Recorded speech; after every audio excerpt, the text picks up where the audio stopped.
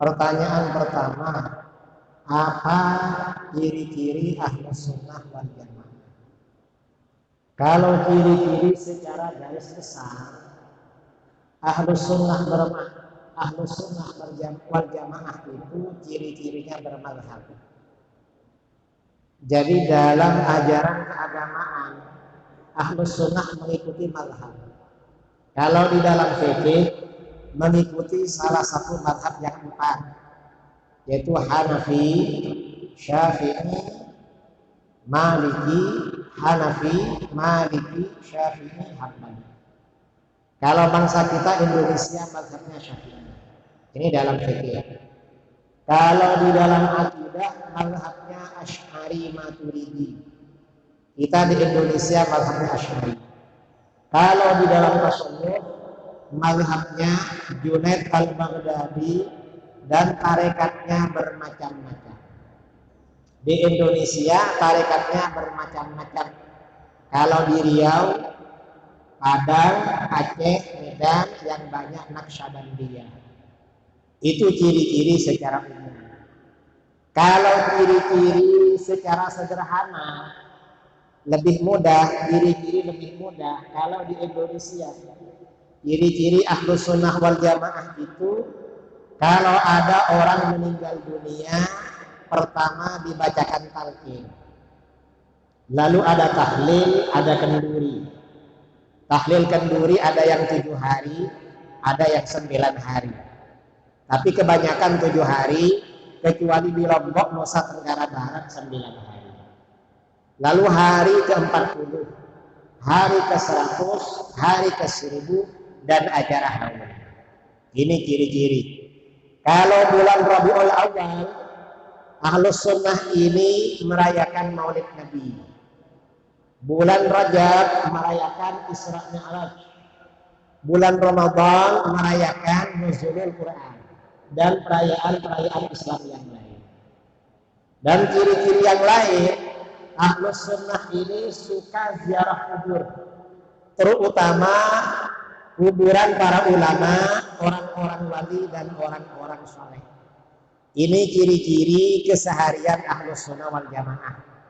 Kalau ciri-ciri sholatnya di Indonesia, sholat subuh baca kunut, sholat maghrib isya subuh baca basmalah nyaring, dan setelah sholat membaca zikir dibaca nyaring, dan doanya bersama-sama.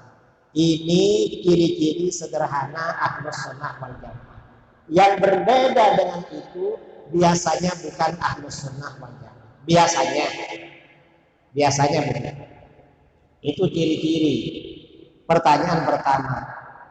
Pertanyaan kedua, istilah Sunni apakah sama dengan Ahlus Sunnah wal Jamaah? Ahlus Sunnah wal Jamaah, kalau orang Indonesia memberi beberapa singkatan. Ada yang menyebut aswaja, Ahlus Sunnah wal Jamaah. Ada sebagian yang menyebut dengan istilah an-najah, Ahlus Sunnah wal Jamaah. Kalau dunia internasional, di Mesir, di Timur Tengah, di mana-mana, Ahlus Sunnah itu singkatannya Sunni. Sunni itu singkatan dari Ahlus Sunnah wal Jamaah. Dan biasanya Ahlus Sunnah wal Jamaah ini dulu ketika ramai-ramainya Mu'tazilah, maka para ulamanya biasanya melawan Mu'tazilah sampai akhirnya Mu'tazilah habis. Mu'tazilah habis diganti dengan Syiah, para ulamanya juga melawan Syiah. Belakangan ada Wahabi, para ulamanya melawan Wahabi. Kita ini bisa disebut Ahlus Sunnah wal Jamaah, bisa disebut aswaja, bisa disebut an-najah, bisa disebut Sunni. Itu hanya istilah saja. Kemudian yang ketiga, bagaimana perkembangan Ahlus Sunnah wal Jamaah di Indonesia? Perkembangannya, kalau dulu seluruh umat Islam Indonesia mazhabnya Ahlus Sunnah wal Jamaah. Tapi menjelang kemerdekaan, aliran-aliran di luar Aswaja mulai masuk.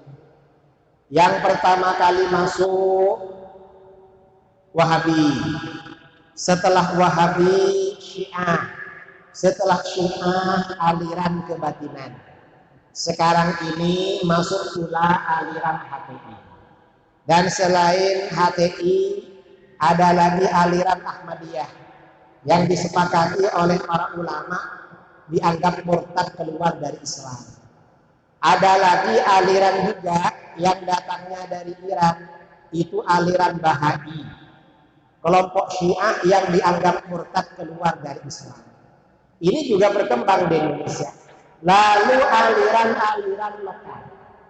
Kalau dengan aliran-aliran lokal yang di luar Ahlus Sunnah wal Jamaah di Indonesia itu mungkin jumlahnya ratusan atau ribuan, kira-kira begitu. Karena dari masa ke masa selalu muncul aliran-aliran baru. Jadi ke depan ini memang aliran-aliran menyimpang semakin banyak. Karenanya umat Islam perlu berhati-hati. Para buya, para asatid, para ulama ini sudah semestinya sekarang ini selalu melakukan antisipasi, mengingatkan umatnya di daerah masing-masing agar berhati-hati tidak sampai terpengaruh dengan aliran-aliran.